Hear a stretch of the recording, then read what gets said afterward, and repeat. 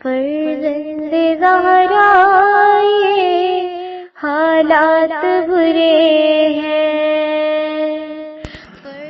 کاشانہ بصیرت ایک ایسا مکمل یوٹیوب چینل جس پر محروم بصارت کے لیے بالخصوص اور تمام افراد کے لیے بالعموم سینکڑوں کی تعداد میں اسلامی کتب دستیاب ہیں۔ لہذا گزارش ہے کہ آپ اپنی ذمہ داری نبھاتے ہوئے کاشانہ بصیرت کو سبسکرائب کرنے کے ساتھ ساتھ بیل آئیکن کو پریس کیجیے تاکہ آپ علم کے حصول کے ساتھ ساتھ مذہب اہل بیت کی اشاعت میں بھی اہم کردار ادا کرتے رہیں۔ کاشانہ بصیرت۔ فرزند زہرا یہ حالات برے ہیں۔ بسم اللہ الرحمن الرحیم۔ اب ہم کتاب تجلی کے پارٹ نمبر 2 کا آغاز صفحہ نمبر 24 سے کرتے ہیں۔ ہیڈنگ ہے سفر وسیلہ ظفر۔ مصر میں لیبیا میں میرے قیام کی مدت چندہ طویل نہیں تھی، مگر اتنے دنوں تک ضرور رہا کہ مصری سفارت خانے سے ویزا لے کر سرزمین کنعانہ میں جا سکوں۔ مصر میں قیام کے دوران میں نے وہاں اپنے چند دوستوں سے بھی ملاقات کی جو میرے بہت کام آئے۔ ویزا ملنے پر میں ایک ٹیکسی میں سوار ہو کر قاہرہ کے لیے روانہ ہوا۔ قاہرہ کا فاصلہ طویل ہے، 3 دن اور 3 راتیں سفر میں گزرتی ہیں۔ میں جس ٹیکسی میں سوار ہوا تھا اس میں مصر کے 4 کاروباری حضرات بھی تھے جو لیبیا میں کاروبار کرتے تھے اور اب اپنے وطن واپس جا رہے تھے۔ میں اثناء راہ ان لوگوں سے باتیں کرتا جاتا تھا اور ان کو قرآن سناتا جاتا تھا۔ اس طرح وہ میرے دوست بن گئے اور وہ مجھ سے اظہار محبت کرنے لگے۔ ان میں سے ہر ایک نے مجھ سے یہ درخواست کی کہ میں اس کے گھر اتروں۔ میں نے بھی ان میں سے ایک کا انتخاب کیا کیونکہ دوسرے افراد کی نسبت اس کے گھر میں سکون و آرام کی امید زیادہ تھی۔ وہ ایک متقی اور پارسا آدمی تھا، اس کا نام احمد تھا۔ اس نے واقعی میری پذیرائی میں کوئی کسر اٹھا نہیں رکھی، خدا اسے جزائے خیر دے۔ بہر صورت میں قاہرہ میں 20 دن مقیم رہا۔ اس دوران معروف مصری موسیقار فرید الاطرش سے اس کی کوٹھی میں جو دریائے نیل کے کنارے تھی ملاقات کی۔ جیسا میں نے جرائد میں پڑھا تھا ویسے ہی اسے با اخلاق اور بامروت پایا۔ میں بھی اس کا گرویدہ ہو گیا تھا، مگر میں اس سے 20 منٹ سے زیادہ ملاقات نہ کر سکا کیونکہ میں لبنان کی طرف عازم سفر تھا۔ اسی طرح معروف مصری قاری شیخ عبدالباسط محمد عبدالصمد سے ملنے گیا کیونکہ میں ان سے ملنے کا بڑا مشتاق تھا۔ میں ان کے ہاں 3 دن رہا۔ اس دوران ان کے دوستوں اور عزیزوں کے ساتھ طرح طرح کی بحثیں رہیں۔ ان لوگوں نے میری فراست، میری معلومات اور میرے پر اعتماد لہجے کے سبب میری بڑی تعریف کی اور وہ بہت خوش ہوئے کیونکہ جب فن کی بات آتی تھی تو میں ایک فنکار کی طرح بات کرتا تھا اور جب زہد و تصوف کی بات ہوتی تھی تو مجھے یاد آتا تھا کہ میں خود تصوف میں تیجانیوں اور مدنیوں کا حلقہ بگوش ہوں۔ جب مغرب کا ذکر ہوتا تو میں Paris, London, Belgium, Holland, Italy اور اسپین کے قصے سناتا تھا کیونکہ گرمیوں کی تعطیلات کے دوران میں ان ملکوں کی سیر کر چکا تھا۔ جب وہ خانہ کعبہ اور حج کی بات کرتے تو اچانک میں ان سے کہتا تھا کہ میں نے حج کی سعادت حاصل کی ہے اور عمرے کا ثواب اور عمرے کا شرف بھی حاصل کر رکھا ہے، اور ایسی جگہوں کا ذکر کرتا تھا کہ ان میں سے ایک جو 7 بار حج کو گیا تھا اس کو بھی ان جگہوں کی خبر نہیں تھی، مثلاً غار حرا، غار سور اور مذبح اسماعیل۔ جس وقت وہ لوگ جدید علوم و ایجادات پر گفتگو کرتے تھے میں اس وقت شماریات اور علمی اصطلاحات سے انہیں محبوط کر دیتا تھا۔ جب وہ سیاست کی بات چھیڑتے تو میں اپنے نظریات پیش کر کے سب کو خاموش کر دیتا تھا۔ میں کبھی کبھی کہتا خدا رحمت کرے صلاح الدین ایوبی پر کہ ہنسنا تو درد کنار، اس نے اپنے آپ پر مسکراہٹ بھی حرام کر لی تھی۔ اور اس کے قریبی ساتھی جب اس سے کہتے کہ رسول پاک ہمیشہ مسکراتے رہتے تھے تو وہ جواب دیتا کہ آپ لوگ کس طرح مجھ سے مسکرانے کی خواہش کرتے ہیں جبکہ مسجد اقصی پر دشمنوں کا قبضہ ہے۔ نہیں، خدا کی قسم میں ہرگز نہیں مسکراؤں گا یہاں تک کہ اسے آزاد کراؤں یا اس راہ میں جان دے دوں۔ ہماری نشریتوں میں جامعۃ الازہر کے بعض علماء بھی شریک ہوتے تھے۔ میں ان کے سامنے وہ آیات و احادیث اور دلیلیں پیش کرتا جو ناقابل تردید ہوتی ہیں اور جو مجھے ازبر تھیں۔ وہ لوگ حیرت زدہ ہو کر پوچھتے تھے کہ میں کس یونیورسٹی کا فارغ التحصیل ہوں۔ میں بڑے فخر کے ساتھ زیتونیہ یونیورسٹی کا نام لیتا جو ازہر شریف سے پہلے قائم کی گئی تھی۔ اس پر اضافہ کرتا کہ فاطمیوں نے جامعۃ الازہر کی بنیاد رکھی تو انہوں نے تیونس کے شہر مہدویہ کو دیکھ کر یہ قدم اٹھایا تھا۔ اس طرح میں جامعۃ الازہر میں بہت سے علماء و فضلاء سے آشنا ہوا۔ ان میں سے کچھ لوگوں نے مجھے اپنی کتابیں ہدیہ کیں۔ ایک روز میں جامعۃ الازہر کے ایک عہدیدار کے دفتر میں بیٹھا تھا کہ اچانک انقلاب مصر کی شورا کے ایک رکن تشریف لائے اور انہوں نے یونیورسٹی کے مذکورہ عہدیدار کو مسلمانوں، قبطی عیسائیوں اور قاہرہ ریلوے کی سب سے بڑی کمپنی کے مشترکہ اجلاس میں شرکت کی دعوت دی۔ یہ اجلاس جنگ حزیران کے نقصانات کا جائزہ لینے کے لیے ہو رہا تھا۔ میں جامعۃ الازہر کے جس عہدیدار کا ذکر کر رہا ہوں وہ میرے بغیر جانے کو تیار نہیں ہوئے، چنانچہ میں بھی گیا اور الازہر کے ان عالم اور مسیحی پادری کے درمیان ایک مخصوص جگہ پر بیٹھ گیا۔ مجھ سے فرمائش کی گئی کہ میں حاضرین سے خطاب کروں۔ میں اپنے ملک کی مساجد اور تعلیمی اداروں میں تقریر کرتا ہی تھا، چنانچہ حسب معمول بلا کسی تردد کے یہاں بھی تقریر کی۔ بہرحال اس داستان کے نقل کرنے کا مقصد یہ کہ مجھ میں بڑائی کا احساس پیدا ہو گیا تھا اور میں ایک حد تک مغرور ہو گیا تھا اور گمان کرتا تھا کہ سچ مچ میں ایک دانشور اور عالم ہوں۔ ایسا کیوں نہ ہوتا جبکہ علماء ازہر اس کی گواہی دیتے تھے، اور ان میں سے ایک نے مجھ سے کہا تھا آپ کو یہیں جامعۃ الازہر میں رہنا چاہیے، اور یہ بات میرے لیے سب سے زیادہ باعث فخر تھی کہ رسول اللہ صلی اللہ علیہ وسلم نے مجھے اجازت دی تھی کہ آپ کے تبرکات کی زیارت کروں۔ جیسا کہ قاہرہ میں مسجد امام حسین کے متولی نے دعویٰ کیا، اور وہ تنہائی میں مجھے ایک کمرے میں لے گیا جو صرف اسی کے ہاتھ سے کھولا جاتا تھا، اور اس نے ایک الماری کھولی اور رسول اللہ صلی اللہ علیہ وآلہ وسلم کا پیراہن نکالا۔ میں نے اس پیراہن کو بوسہ دیا۔ اس پیراہن کے علاوہ کچھ اور تبرکات بھی تھے جن کے بارے میں اس کا دعویٰ تھا کہ رسول اللہ صلی اللہ علیہ وسلم کی استعمال کی چیزیں ہیں۔ اس نے مجھے ان تبرکات کی زیارت کرائی۔ میں اس کمرے سے نکلا تو شدت شوق سے رو رہا تھا کہ خود رسول اللہ صلی اللہ علیہ وسلم نے مجھے اس لطف و عنایت کا مستحق گردانا ہے۔ خاص بات یہ کہ اس شخص نے مجھ سے ایک پیسے کی درخواست نہیں کی بلکہ منع کی، اور میرے اصرار کے بعد تھوڑا سا پیسہ اٹھا لیا اور مجھے مبارکباد دی اور خوشخبری دی کہ میں رسول اللہ کے نزدیک خاص مقام رکھتا ہوں۔ شاید اس واقعے نے میرے دل پر کچھ زیادہ ہی اثر کیا تھا، چنانچہ میں لگاتار کئی راتوں تک بڑی باریک بینی کے ساتھ وہابیوں کی باتوں پر غور کرتا رہا۔ وہابی کہتے تھے کہ رسول اللہ صلی اللہ علیہ وسلم دنیا سے تشریف لے گئے اور آپ کا کام دنیا کے دوسرے مرنے والوں کی طرح تمام ہو گیا، مگر اس واقعے کا نتیجہ یہ ہوا کہ غلط عقیدہ مجھے ہرگز اچھا نہیں معلوم ہو رہا تھا۔ مجھے یقین ہو گیا کہ یہ عقیدہ غلط ہے، کیونکہ اگر ایک شہید جو راہ خدا میں مارا گیا ہے مردہ نہیں ہے بلکہ زندہ ہے اور وہ اپنے خدا سے رزق پا رہا ہے تو سید الاولین و آخرین کے تو کیا ہی کہنے۔ میرا یہ احساس روشن ہو گیا۔ اس سے ان باتوں کو تقویت ملی جو میں نے گزشتہ زندگی میں صوفیوں کی تعلیمات کے ذریعے پائی تھیں۔ وہ لوگ اپنے اولیاء کے بارے میں اس امر کے قائل تھے کہ یہ اولیاء زندگی کے امور میں تاثیر اور تصرف کی طاقت رکھتے ہیں۔ وہ اس امر کے قائل تھے کہ خدا نے کمال بندگی کے سبب ان بزرگوں کو یہ طاقت بخشی ہے، اور جو کچھ خدا کے پاس ہے انہوں نے اس کی امید رکھی ہے۔ کیا خدا نے حدیث قدسی میں یہ نہیں فرمایا ہے کہ اے میرے بندے میری اطاعت کر، میں تجھے اپنی مانند بنا دوں گا، کہ جب تو کسی کام کے لیے کہے گا کن تو وہ ہو جائے گا۔ اس طرح میرے دل میں ایک کشمکش کا آغاز ہوا۔ میں نے مصر سے روانہ ہونے کا فیصلہ کیا اور مختلف مساجد میں نماز پڑھنے کا ارادہ کیا۔ مسجد امام مالک سے لے کر مسجد امام ابو حنیفہ تک، مسجد امام شافعی سے مسجد امام احمد بن حنبل تک، پھر وہاں سے مسجد زینب اور مسجد امام حسین تک ہر جگہ گیا اور نماز ادا کی۔ پھر میں تیجانیوں کے مرکز زیارت الزاویۃ التیجانیہ گیا، جس کے متعلق بہت سی داستانیں زبان زد خلائق ہیں جن کا بیان طویل ہے، جبکہ میں اس کتاب میں اختصار سے کام لینا چاہتا ہوں۔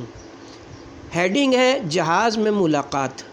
مقررہ تاریخ کو میں ایک مصری جہاز پر سوار ہو گیا جو بیروت جا رہا تھا۔ میں جب جہاز میں اپنے برتھ پر گیا تو مجھے بہت زیادہ جسمانی اور ذہنی تھکاوٹ محسوس ہو رہی تھی، لہذا فوراً ہی سو گیا۔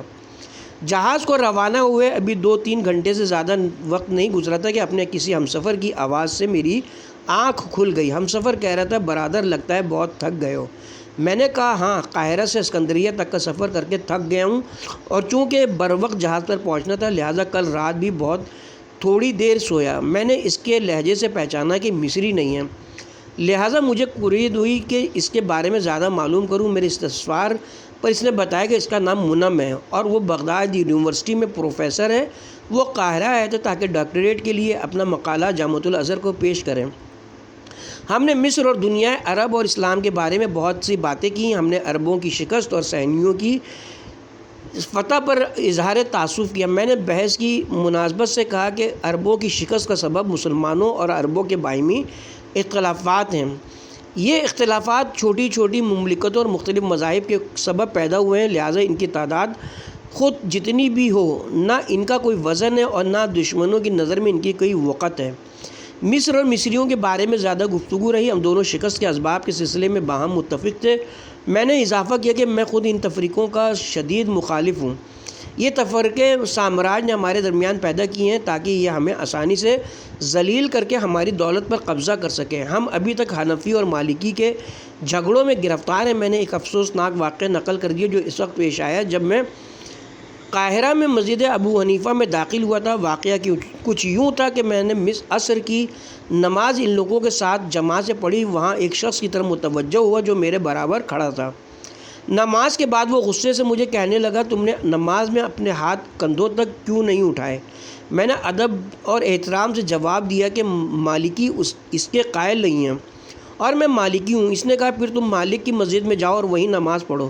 اس طرح میں وہاں سے غم و غصے کے ملے جلے جذبات کے ساتھ باہر آیا۔ اس سلوک نے مجھے حیرت اور تعجب میں ڈال دیا۔ اچانک عراقی پروفیسر نے مسکراتے ہوئے مجھ سے کہا کہ وہ شیعہ ہے۔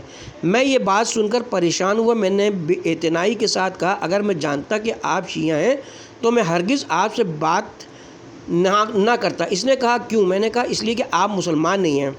آپ علی بن ابی طالب علیہ السلام کی پرستش کرتے ہیں اور آپ میں جو لوگ اچھے اور اعتدال پسند ہیں وہ خدا کی عبادت کرتے ہیں مگر حضرت محمد صلی اللہ علیہ وآلہ وسلم کی رسالت اور آپ کی نبوت کو تسلیم نہیں کرتے۔ وہ جبرائیل کو نااہل کہتے ہیں۔ ان کا عقیدہ ہے کہ جبرائیل نے اللہ کی امانت میں خیانت کی اور اللہ کا پیغام جو علی کو پہنچانا تھا محمد کو پہنچا گئے۔ میں اسی طرح یہ باتیں بیان کرتا چلا گیا۔ منم کبھی مسکرا دیتا اور کبھی لاحول پڑھ دیتا۔ میں جب اپنی باتیں ختم کر چکا تو اس نے دوبارہ پوچھا کیا آپ استاد ہیں، شاگردوں کو پڑھاتے ہیں؟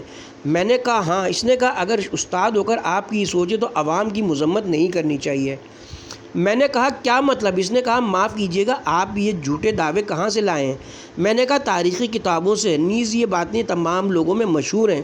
اس نے کہا لوگوں کو ان کے حال پر چھوڑیے اور یہ بتائیے کہ کس تاریخی کتاب میں آپ نے باتیں پڑھی ہیں۔ میں نے بھی بہت سی کتابوں کے نام گنوانے شروع کیے، مثلاً نمبر 1 فجر الاسلام، نمبر 2 ضیاء الاسلام، نمبر 3 ظہر الاسلام، تحریر کردہ احمد امین مصری۔ اس نے کہا شیعوں کے بارے میں احمد امین کی بات کب دلیل ہوتی ہے؟ البتہ اگر آپ واقعی عدالت اور حقیقت کو سمجھنا چاہتے ہیں تو اپنی بات اصل اور معروف کتابوں میں تلاش کیجیے۔ میں نے کہا جو باتیں زبان زد خاص و عام ہیں ان کی حقیقت تک رسائی کس طرح ممکن ہے؟ اس نے کہا خود احمد امین بھی عراق کے دورے پر آئے تھے۔ میں نے متعدد اساتذہ کے ساتھ نجف میں ان سے ملاقات کی تھی اور جب ہم نے شیعوں سے متعلق ان کی باتوں پر اعتراض کیا تو انہوں نے معذرت کرتے ہوئے کہا افسوس ہے میں آپ لوگوں کے بارے میں کچھ نہیں جانتا تھا، شیعوں سے ہمارا کوئی واسطہ نہیں تھا اور یہ پہلا موقع ہے کہ شیعوں سے ملاقات ہو رہی ہے۔ میں نے ان سے کہا یہ تو عذر گناہ بدتر از گناہ والی بات ہے۔ جب آپ ہمارے بارے میں کچھ نہیں جانتے تھے تو جن باتوں سے بدتر کوئی بات نہیں وہ باتیں آپ نے ہمارے بارے میں کیوں کر لکھ ڈالیں؟ منم نے کہا برادر ہم اگر قرآن کریم سے استدلال کرتے ہوئے یہود و نصارہ کی غلطیاں بیان کریں تو ہر چند کے قرآن ہمارے لیے بہترین حجت ہے اور وہ اسے قبول نہیں کرتے، لیکن ہم انہی کی کتابوں کے مندرجات سے استدلال کرتے ہوئے جن پر وہ اعتماد کرتے ہیں ان کی غلطیاں واضح کر دیتے ہیں۔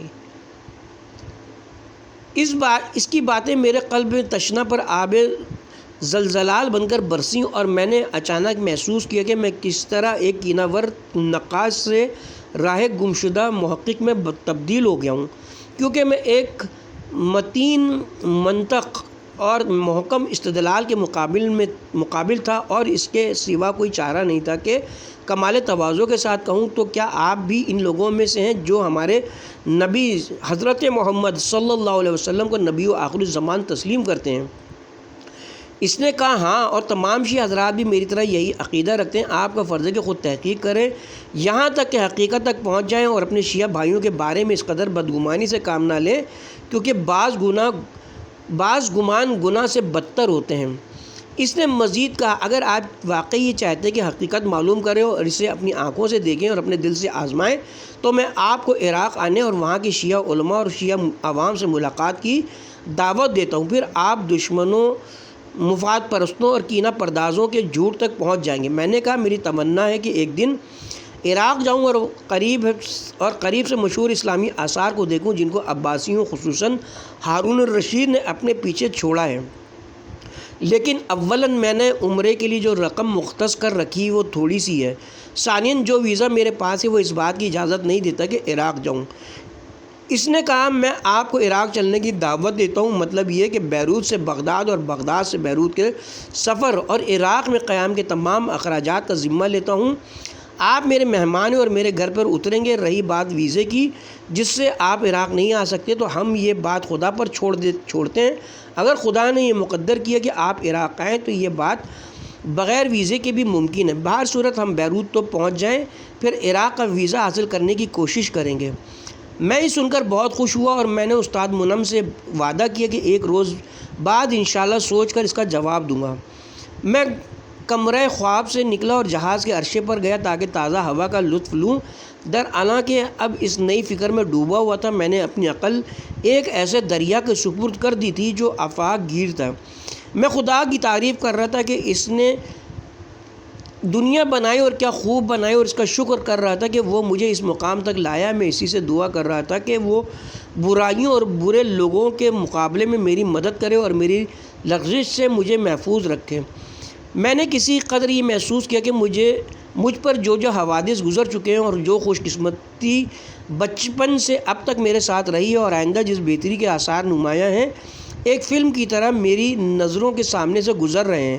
مجھے محسوس ہو رہا تھا گویا اللہ اور اس کے رسول نے مجھے اپنی عنایت خاص کے حصار میں لے لیا ہے۔ میں نے مصر کی طرف اپنا رخ کیا اور آخری بار جبکہ اس کے اطراف و جوانب ابھی نظر آ رہے تھے اس سرزمین کو یادگار کے طور پر الوداع کہا۔ پھر میں نے اس نئے شیعہ دوست کی باتوں کو یاد کیا۔ یہ باتیں بہرحال مجھے بہت خوش کر رہی تھیں کیونکہ میں بچپن ہی سے سوچتا تھا کہ کسی دن عراق کا سفر کروں، اس ملک کی سیر کروں جس کی بہت سی چیزیں میرے پردہ ذہن پر نقش ہو گئی تھیں۔ ہارون رشید کے دربار سے لے کر مامون کے دارالحکمت تک، جہاں اس زمانے میں علم کے پیاسے اپنی پیاس بجھانے مغرب سے کشاں کشاں چلے آتے تھے۔ ان سب کے علاوہ عراق قطب ربانی شیخ حمدانی حضرت عبد القادر جیلانی کی سرزمین ہے، جن کی شہرت عالمگیر ہے اور جن کا طریقہ دیہاتوں اور قبضوں تک میں رائج ہے، جن کی عقیدتوں سے بالاتر ہے، اور یہ ایک دوسری عنایت ہے جو خدا کی طرف سے ہے کہ ان کے روزے کی زیارت کی آرزو بھی پوری ہو رہی ہے۔ میں انہی خیالوں میں گم، انہی سوچوں میں غلطوں اور انہی آرزوؤں میں ڈوبا ہوا تھا کہ اچانک جہاز کا مائکروفون بول اٹھا کہ مسافر رات کا کھانا کھانے کے لیے ریستوران میں چلیں۔ میں یہ آواز سن کر اپنے خیالوں کی دنیا سے نکل کر ریستوران کی طرف چل دیا۔ میں نے لوگوں کو دیکھا کہ وہ ہمیشہ کی طرح میزوں پر پلے پڑے تھے۔ ہر شخص چاہتا ہے کہ دوسرے سے پہلے کھانا لے لے اور شور و غل بہت ہے۔ اچانک کیا دیکھتا ہوں کہ منم میرا کرتا پکڑا ہوا ہے اور کہہ رہا ہے آؤ بھائی اپنے آپ کو زحمت میں نہ ڈالو، ہم بعد میں بلا زحمت کھانا کھائیں گے۔ پھر اس نے پوچھا کیا نماز پڑھ چکے؟ میں نے کہا ابھی نہیں پڑھی۔ اس نے کہا تو چلو پہلے نماز پڑھ لیں پھر کھانا کھائیں گے، اس وقت تک یقیناً کھانے والوں کا رش بھی کم ہو چکا ہوگا۔ میں نے اس کی تجویز پسند کی۔ میں گوشے میں گیا کہ وضو کر لوں اور اس کو نماز پڑھنے کے لیے آگے بڑھا دیا تاکہ دیکھوں گا کس طرح نماز پڑھتا ہے، بعد ازاں اپنی نماز دہرا لوں گا۔ مگر جب وہ کھڑا ہوا اور اس نے مغرب کی نماز پڑھنا شروع کی اور قرأت اور دعا میں مشغول ہوا تو اس نے میرا نقطۂ نظر تبدیل کر کے رکھ دیا۔ اسے دیکھ کر مجھے نبی اکرم صلی اللہ علیہ وسلم کے ایک صحابی یاد آ گئے جن کے تقویٰ اور پرہیزگاری کے سلسلے میں بہت سی باتیں میں نے سن رکھی تھیں۔ نماز پوری ہونے کے بعد اس نے کچھ دعائیں پڑھی۔ میں نے اس سے قبل ایسی دعائیں نہ تیونس میں سنی تھیں نہ دوسرے کسی ملک میں، اور جس وقت رسول اور آل رسول پر درود بھیج رہا تھا مجھے آرام و اطمینان محسوس ہو رہا تھا۔ نماز کے بعد اس کی آنکھوں سے آنسو ٹپک رہے تھے۔ میں نے دیکھا کہ وہ میری ہدایت کے لیے خدا کے حضور دست بدعا ہے۔ ہم دونوں ریستوران کی طرف بڑھے۔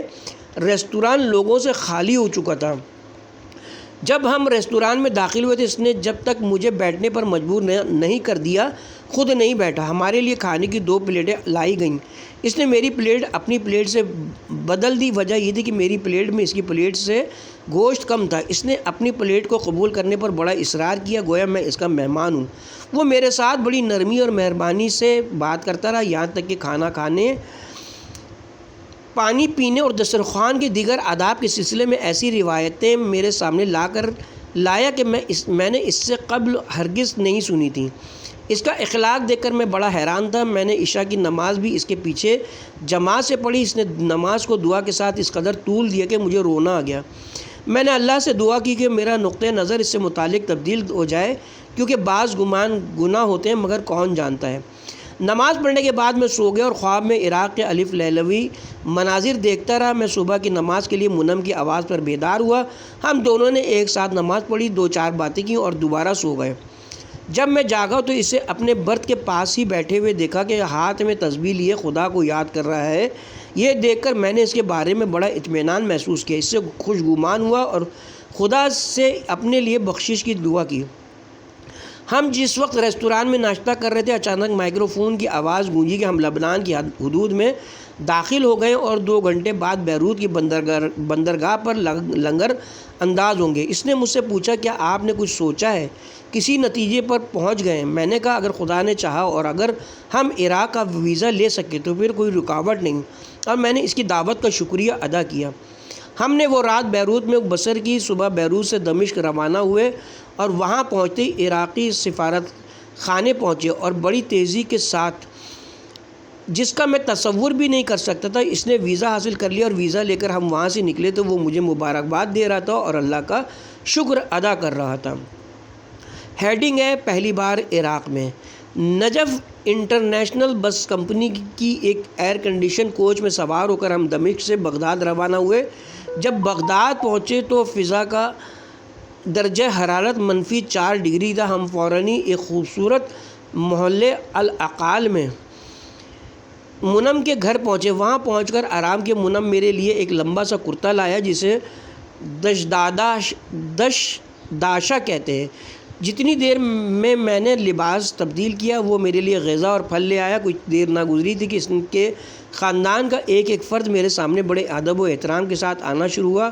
سب نے سلام کیا اور اس کے والد نے مجھ سے اس طرح مناقہ کیا گویا مجھے پہلے سے جانتے ہوں، لیکن اس کی والدہ نے جو سیاہ چادر اوڑھے دروازے پر کھڑی تھیں وہیں سے سلام کیا اور خوش آمدید کہا۔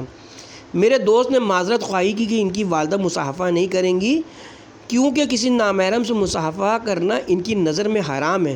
مجھے بہت تعجب ہوا اور میں نے سوچا کہ ہم ان لوگوں کو دین سے بھٹکا وہ سمجھتے ہیں، حالانکہ یہ ہم لوگوں سے زیادہ دین کے پابند ہیں۔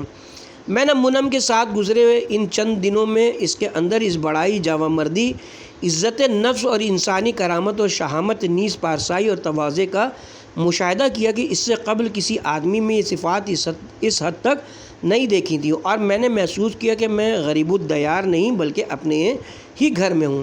میں رات کے وقت چھت پر گیا جہاں میرے سونے کے لیے بستر بچھایا گیا تھا، مگر میں سو نہ سکا۔ نیند میری آنکھوں سے کوسوں دور تھی۔ میری حالت دیدنی تھی کیونکہ میں اپنے سید و سردار عبدالقادر جیلانی کے آستانے کے قرب و جوار میں تھا۔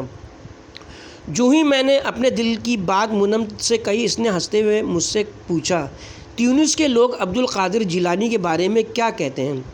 میں نے شیخ سے منسوب ان کرامتوں کا ذکر کیا جو ہمارے ہاں بیان کی جاتی ہیں اور ان عمارتوں کا ذکر کیا جو ان کے نام نامی سے موسوم کی گئی ہیں، نیز ان کی فضیلتیں بیان کی۔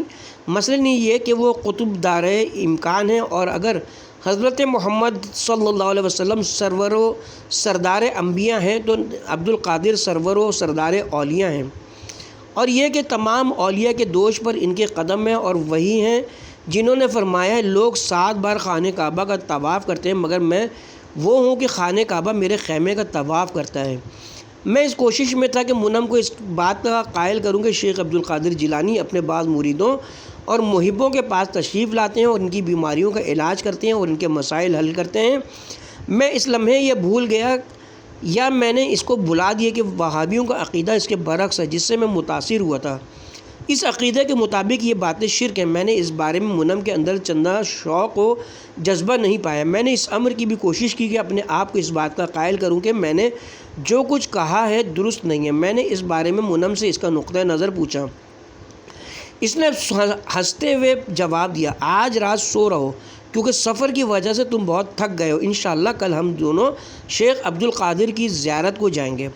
میں نے یہ سنا تو مجھے اس قدر خوشی ہوئی کہ جی چاہتا تھا کہ ابھی اڑ کر پہنچ جاؤں، اور میری آرزو تھی اے کاش اسی لمحے فجر طلوع ہو، لیکن بہرحال میں بہت تھکا ہوا تھا، اس لیے گہری نیند سو گیا، یہاں تک کہ دھوپ کی تپش سے میری آنکھ کھلی۔ میری نماز قضا ہو گئی۔ منم نے مجھ سے کہا کہ اس نے کئی بار مجھے جگایا مگر میں جاگ نہیں سکا، لہذا اس نے مجھے چھوڑ دیا تاکہ بخوبی آرام کر لوں۔ ہیڈنگ ہے عبد القادر جیلانی اور امام موسی کاظم علیہ السلام۔ صبح کے ناشتے کے بعد ہم شیخ عبد القادر کے روضے کی زیارت کو روانہ ہوئے۔ میں وارفتگی کے عالم میں تیز تیز قدموں کے ساتھ وارد حرم ہوا، گویا شوق دیدار نے میرے سر سے عقل کو غائب کر دیا تھا، اور میں یوں محسوس کر رہا تھا کہ بس اب شیخ کے سائے عاطفت میں ہوں۔ منم بھی میرے پیچھے پیچھے چل رہا تھا، اور جہاں جہاں میں جا رہا تھا وہاں وہاں وہ بھی آ رہا تھا۔ میں ان زائرین کے ہجوم میں گم ہو گیا جو حجاج کعبہ کی طرح چھائے ہوئے تھے۔ میں نے کچھ لوگوں کو دیکھا کہ شیرینی تقسیم کر رہے اور زائرین یہ نیاز لینے کے لیے ٹوٹے پڑتے ہیں۔ میں نے بھی شیرینی کے 2 ٹکڑے لیے، جن میں سے ایک تو فوراً بطور تبرک منہ میں ڈال لیا، جبکہ دوسرا یادگار کے طور پر جیب میں رکھ لیا۔ وہاں جتنی نمازیں پڑھ سکا پڑھیں، جتنی دعائیں کرنی تھی کیں، اور پانی تو اس طرح پیا جیسے پانی نہیں آب زمزم تھا۔ میں نے منم سے درخواست کی کہ وہ میرا انتظار کرے تاکہ میں وہ پوسٹ کارڈ خرید لوں جن پر شیخ عبد القادر جیلانی کے سبز گنبد والے روضے کی تصویر تھی، اور ان پوسٹ کارڈوں کو تیونس میں اپنے دوستوں کو بھیجوں۔ میں یہ چاہتا تھا کہ اپنے دوستوں کو اور اپنے گھر والوں کو یہ بتاؤں کہ میں اس مرتبے تک پہنچ گیا ہوں، یعنی مجھے روضہ شیخ کی زیارت کا شرف حاصل ہو گیا ہے کہ جہاں تک وہ لوگ ہرگز نہیں پہنچے ہیں۔ بعد ازاں دارالحکومت کے قلب میں واقع ایک ریستوران میں ہم نے دوپہر کا کھانا کھایا۔ کھانے کے بعد منم مجھے ایک ٹیکسی میں کازمین لے گیا۔ میں نے یہ نام پہلی بار اسی کی زبانی سنا۔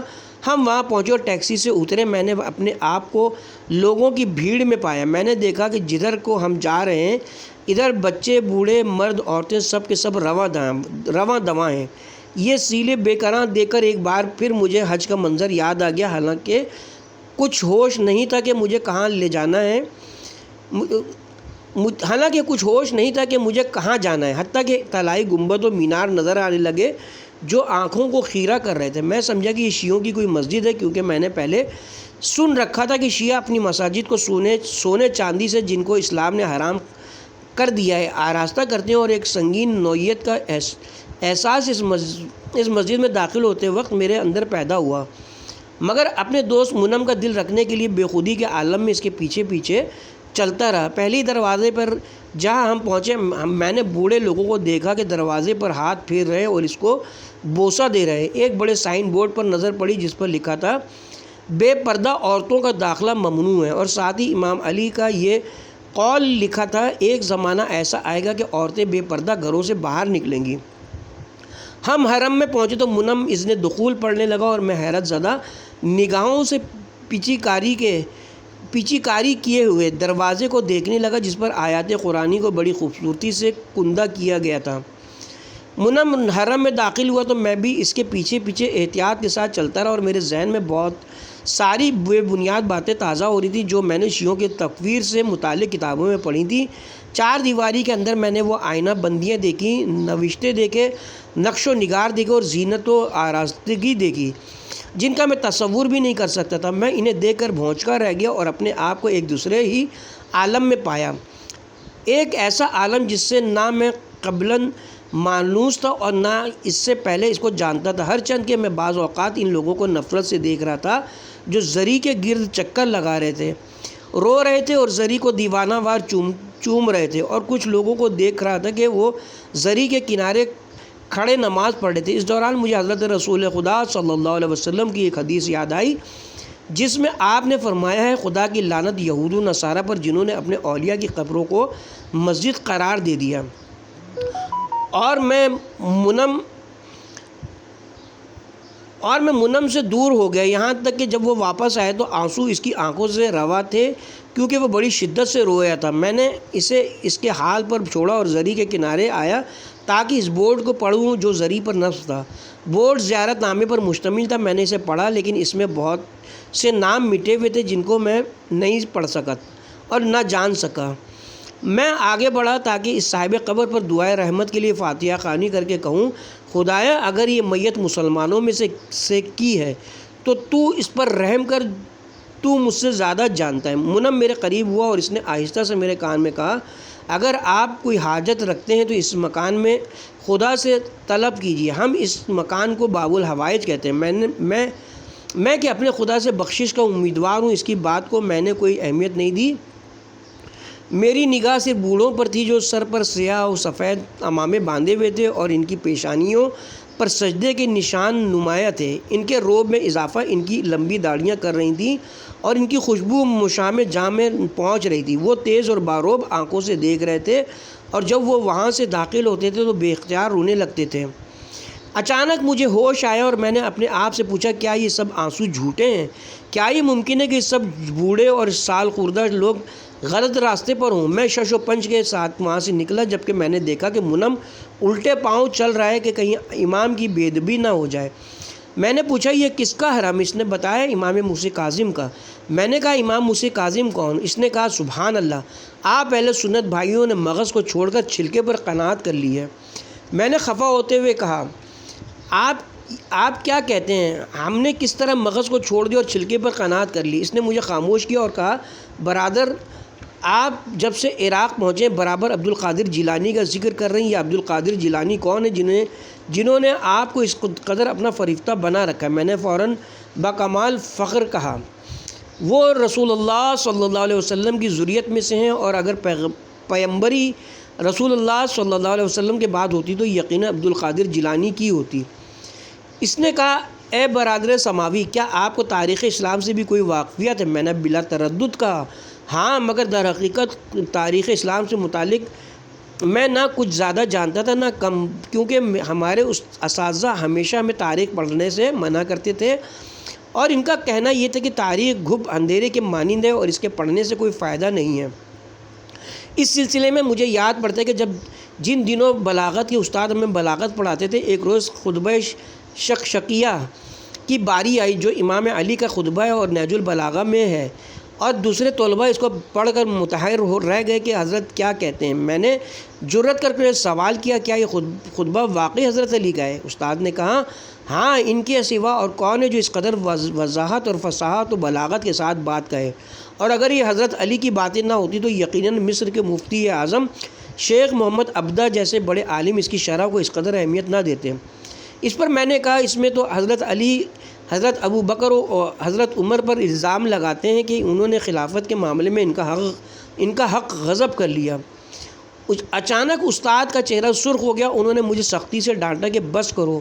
انہوں نے مجھے تنبیہ کی کہ اگر دوسری بار میں نے ایسا سوال کیا تو مجھے کلاس سے نکال دیں گے۔ استاد نے مزید کہا، ہم بلاغت کا درس دے رہے ہیں، تاریخ کا نہیں، اور در حقیقت ہمیں اس تاریخ سے کیا سروکار جس کے صفحات مسلمانوں کے درمیان فتنہ و فساد اور خونریز جنگوں سے سیاہ ہیں، اور جس طرح اللہ نے ہماری شمشیریں ان کے لہو سے پاک رکھیں، اسی طرح ہمارا فرض ہے کہ ہم اپنی زبانیں انہیں برا کہنے سے پاک رکھیں۔ مجھے در حقیقت اس دن تسلی نہیں ہوئی اور میں نے اپنے دل میں استاد کے خلاف جذبات محسوس کیے کہ وہ کس طرح ہمیں درس بلاغت دیتا ہے کہ میں اس کے معنی نہیں بتاتا۔ میں نے کئی بار کوشش کی تاریخ اسلام کا مطالعہ کروں، لیکن تاریخ کی کتابیں میرے پاس نہیں تھیں اور نہ کوئی سہولت حاصل تھی۔ میں نے یہ کبھی نہیں دیکھا کہ ہمارے علماء اس کی اہمیت کے قائل رہے ہوں، گویا انہوں نے باہم طے کر لیا تھا کہ اس کے صفحات کو لپیٹ دیں اور اس کا ہرگز مطالعہ نہ کریں۔ یہی وجہ ہے کہ اس ملک میں آپ کو کوئی ایسا شخص نہیں ملے گا جس نے تاریخ پر مکمل عبور حاصل کیا ہو۔ لہذا جب منم نے سوال کیا کہ کیا میں تاریخ سے کوئی واقفیت رکھتا ہوں تو میں نے بھی اس سے بحث کرنا چاہیے۔ اس لیے میں نے کہا، ہاں، لیکن میری زبان حال کہہ رہی تھی کہ میں جانتا ہوں کہ وہ ایک سیاہ تاریخ ہے، تاریخ اور اس سے کوئی فائدہ نہیں سوائے فتنوں، کینوں اور تضادات کے۔ کس فراوانی کے ساتھ یہ فتنے، کینے اور تضادات اس تاریخ میں پائے جاتے ہیں۔ اس نے کہا کیا آپ جانتے ہیں کہ عبد القادر جیلانی کب پیدا ہوئے اور کس دور میں؟ میں نے کہا بظاہر 6 یا 7ویں صدی میں۔ اس نے کہا ان کے اور رسول اللہ صلی اللہ علیہ وسلم کے درمیان کتنا فاصلہ تھا؟ میں نے کہا 6 صدیوں کا۔ اس نے کہا اگر ہر صدی میں کم سے کم 2 نسلیں ہوں تو رسول اللہ صلی اللہ علیہ وسلم کے ساتھ عبد القادر جیلانی کی نسبت 12ویں نسل کی ہوئی۔ میں نے کہا ایسا ہی ہے۔ اس نے کہا تو یہ موسیٰ بن جعفر بن محمد بن علی بن الحسین ہیں اور امام حسین حضرت زہرا کے فرزند ہیں۔ نبی تک ان کا سلسلہ نسب صرف 4 نسلوں کے بعد پہنچ جاتا ہے، یعنی ان کے چوتھے نانا نبی کریم صلی اللہ علیہ وسلم ہیں۔ بالفاظ دیگر وہ 2 صدی ہجری میں پیدا ہونے والوں میں سے ہیں۔ آپ خود بتائیں کہ ان دونوں میں سے رسول اللہ صلی اللہ علیہ وسلم سے کون زیادہ نزدیک ہے، موسیٰ کاظم یا عبد القادر جیلانی؟ میں نے فوراً کہا ظاہر ہے کہ یہ زیادہ نزدیک ہوں گے، لیکن ہم نے انہیں اب تک کیوں نہیں پہچانا اور کیوں ان کا نام نہیں سنا؟ وہ کہنے لگا یہی تو ہمارا موضوع گفتگو ہے اور یہی سبب ہے کہ میں نے معذرت کے ساتھ آپ سے کہا کہ آپ لوگوں نے مغز کو چھوڑ دیا اور چھلکی پر قناعت کر لی۔ ہم اسی طرح باتیں کرتے رہے، کبھی راہ چلتے رہتے اور کبھی ٹھہر جاتے، یہاں تک کہ بغداد یونیورسٹی کے لان میں پہنچے جہاں طلباء اور اساتذہ موجود تھے۔ وہ باہم علمی بحث میں مشغول تھے۔ ہمارے پہنچتے منم کی نگاہیں کسی کو تلاش کرنے لگیں، جیسے کسی کے ساتھ کوئی وعدہ تھا۔ کچھ ہی دیر میں ایک شخص آیا اور اس نے ہمیں سلام کیا۔ میں سمجھ گیا کہ وہ یونیورسٹی میں منم کا دوست ہے۔ منم نے اس سے کسی پروفیسر کے بارے میں پوچھا تو اس نے بتایا کہ وہ ابھی یہاں آیا چاہتے ہیں۔ اس دوران منم نے مجھ سے کہا میں آپ کو یہاں اس لیے لایا ہوں کہ اپنے ایک دوست سے آپ کو تعارف کراؤں۔ اس نے تاریخ میں PhD کیا ہے۔ اس نے ڈاکٹریٹ کا مقالہ عبد القادر جیلانی پر لکھا ہے۔ اللہ نے چاہا تو اس سے ملاقات مفید رہے گی کیونکہ میں نے تاریخ میں اسپیشلائزیشن نہیں کی ہے۔ ہم دونوں یہ باتیں کر ہی رہے تھے کہ اتنے میں پروفیسر آ پہنچا۔ میں نے اسے سلام کیا۔ منم نے اس سے میرا تعارف کرایا اور اس سے درخواست کی کہ وہ عبد القادر جیلانی کے بارے میں مجھے کچھ بتائے۔ پھر اس نے خود جانے کی اجازت طلب کی تاکہ اپنے بعض کام نمٹا آئے۔ پروفیسر نے اپنے اور میرے لیے کولڈ ڈرنک منگوائی اور مجھ سے میرے مشاغل کے بارے میں پوچھا۔ پھر اس نے مجھ سے پوچھا کہ تیونس میں عبد القادر جیلانی سے متعلق کیا باتیں مشہور ہیں۔ میں نے بھی اس بارے میں جو کچھ جانتا تھا بیان کر دیا، یہاں تک کہ میں نے کہا تیونس کے لوگوں کا عقیدہ ہے کہ رسول اللہ صلی اللہ علیہ وسلم معراج کی شب عبد القادر جیلانی کے کندھے پر سوار تھے، جبکہ جبرائیل جل جانے کے خوف سے آگے نہ جا سکے۔ رسول اللہ نے عبد القادر سے مخاطب ہو کر کہا میرے پاؤں تیرے دوش پر ہے اور تیرا پاؤں قیامت تک تمام اولیاء کے دوش پر ہے۔ پروفیسر یہ بات سن کر بہت ہنسا۔ میں نہیں سمجھ سکا کہ وہ اس روایت پر ہنس رہا تھا یا اس تیونسی استاد پر ہنس رہا تھا جو اس کے سامنے بیٹھا تھا۔ اس نے ایک مختصر بحث کے بعد اولیاء اللہ اور صالحین کے بارے میں کہا۔ پاکستان یعنی لاہور، ترکی، مصر، انگلینڈ اور دیگر مقامات پر جس جگہ بھی عبد القادر جیلانی سے منسوب مخطوطات اور نوشتہ جات موجود ہیں، میں نے 7 سال کی طویل مدت میں ان مقامات کا سفر کر کے ان کا مطالعہ کیا، مگر کسی ایک سے بھی یہ ثابت نہیں ہو کہ عبد القادر جیلانی رسول اللہ صلی اللہ علیہ وسلم کی نسل سے ہیں۔ تنہا ثبوت ایک شعر ہے جو آپ کے نواسوں میں سے ایک نواسے سے منسوب ہے، جس میں وہ دعویٰ کرتے کہ رسول اللہ صلی اللہ علیہ وسلم میرے جد ہیں۔ علماء اس کو اس قول پر محمول کرتے ہیں کہ حضرت رسول خدا صلی اللہ علیہ وسلم فرماتے ہیں میں ہر پرہیزگار انسان کا جد ہوں۔ مشہور سلفی حدیث شناس شیخ محمد ناصر الدین البانی نے السلسلۃ الضعیفہ صفحہ 65 میں لکھا ہے کہ اس حدیث کی کوئی اصل نہیں ہے۔ مترجم اس نے مزید کہا مجھ صحیح تاریخ ثابت کرتی کہ عبد القادر جیلانی ایرانی تھے، وہ ہرگز عرب نسل سے نہیں تھے۔ وہ گیلان میں پیدا ہوئے جو ایران میں واقع ہے، اور عبد القادر کی نسبت بھی اسی گیلان سے ہے۔ انہوں نے بغداد کو ہجرت کی۔ اس ہجرت کا مقصد اصول علم تھا۔ بعد میں جب انہوں نے تدریس کا آغاز کیا، معاشرے میں اخلاقی فساد برپا تھا، اور چونکہ وہ ایک زاہد و پرہیزگار آدمی تھے اس لیے لوگوں کو ان سے تعلق خاطر پیدا ہوا، اور ان کی وفات کے بعد لوگوں نے قادریہ سلسلے کی بنیاد رکھی۔ انہوں نے مزید کہا در حقیقت اہل عرب اس نظریے سے ہر برا فروختہ ہوتے ہیں اور اسے افسوسناک قرار دیتے ہیں۔ یہاں پہنچ کر میرے اندر وہابیت کی غیرت بیدار ہو گئی۔ میں نے پروفیسر سے کہا پھر تو آپ وہابی ہیں، کیونکہ وہ لوگ بھی آپ ہی کی طرح اولیاء کے وجود کے معتقد نہیں ہیں۔ انہوں نے کہا میں ہرگز وہابی نہیں ہوں۔ یہ افسوس کی بات ہے کہ مسلمان یا افراد سے کام لیتے ہیں یا تفرید سے، مثلاً یا تو وہ ان تمام خرافات پر ایمان لے آتے ہیں اور ان باتوں پر یقین کر لیتے ہیں جو کسی دلیل کی بنا پر مستند نہیں اور عقلی و شرعی نقطۂ نظر سے قابل تصحیح تک نہیں، یا یہ کہ تمام باتوں کی تکذیب کر ڈالتے ہیں، یہاں تک کہ پیغمبر اسلام کی معجزات اور آپ کی احادیث تک کی تکذیب، کیونکہ وہ دیکھتے ہیں کہ یہ معجزات اور احادیث ان کے خود ساختہ عقائد سے میل نہیں کھاتی اور ان کے لیے مناسب نہیں۔ اسی لیے آپ دیکھتے ہیں کہ ایک گروہ مشرق کی اور دوسرا مغرب کی دوری پر ہے۔ مثلاً صوفیہ کا عقیدہ ہے کہ شیخ عبد القادر جیلانی جس حال میں بغداد میں ہیں تیونس میں بھی ہیں، اور ممکن ہے کہ ایک ہی وقت میں ایک بیمار کو تیونس میں شفا دیں اور دریائے دجلہ میں ایک ڈوبتے کو بھی بچا لیں۔ یہ افراط ہے۔ رہے وہابی لوگ تو وہ صوفیہ کے سلسلے میں اس کے برعکس ہیں۔ وہ ہر بات کی تکذیب کرتے ہیں، یہاں تک کہ جو کوئی رسول اللہ صلی اللہ علیہ وسلم کے مقام میں بلند سے متوسل ہو اس کو بھی مشرک جانتے ہیں۔ یہ تفریط ہے۔ نہیں برادر، میں ویسا ہی ہوں جیسا کہ اللہ تعالیٰ فرماتا ہے، اور ہم نے تمہیں ایک میانہ رو امت قرار دیا ہے کہ لوگوں پر گواہ رہو۔ سورہ بقرہ آیت نمبر 143۔ میں اس کی باتوں سے بڑا خوش ہوا، میں نے اس کا شکریہ ادا کیا، میں نے اس کی باتوں پر رضامندی کا اظہار کیا۔ اس نے بھی اپنا بریف کیس کھولا اور ایک کتاب مجھے تحفے میں دی جو اس نے عبد القادر جیلانی کے بارے میں لکھی تھی۔ بعد ازاں اس نے مجھے مہمانی کی دعوت دی، میں نے معذرت کی اور اسی طرح اپنی باتوں کا سلسلہ تیونس اور شمالی افریقہ سے متعلق جاری رکھا تاں کہ منم آ پہنچا اور ہم گھر واپس آ گئے، چونکہ رات ہو چکی تھی اور میں سارا دن زیارت اور بحث و تحسیس کر کے تھک گیا تھا، اس لیے بہت جلد گہری نیند سو گیا۔ صبح سویرے اٹھا، نماز ادا کی اور وہ کتاب پڑھنا شروع کی جو پروفیسر نے عبد القادر جیلانی کی زندگی پر لکھی تھی، اور جب تک منم نیند سے جاگتا میں آدھی کتاب پڑھ چکا تھا۔